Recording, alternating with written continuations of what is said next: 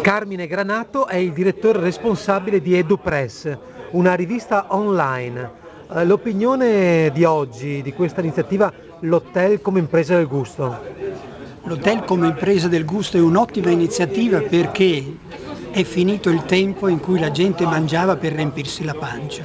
Adesso le persone vogliono sapere da dove arriva il cibo che mangiano, possibilmente visitare l'azienda che lo ha prodotto, avere un rapporto umano con chi lo ha prodotto e quindi consumare i prodotti del territorio per conservarne la memoria e il gusto.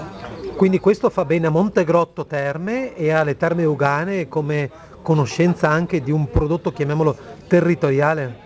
Questo fa bene a Montegrotto Terme e a tutto il suo bacino per conoscere appunto i prodotti del territorio, ma fa bene al Veneto in generale perché è una terra molto ospitale e ricca di prodotti di ogni genere che non ha niente da invidiare a nessuno. Grazie.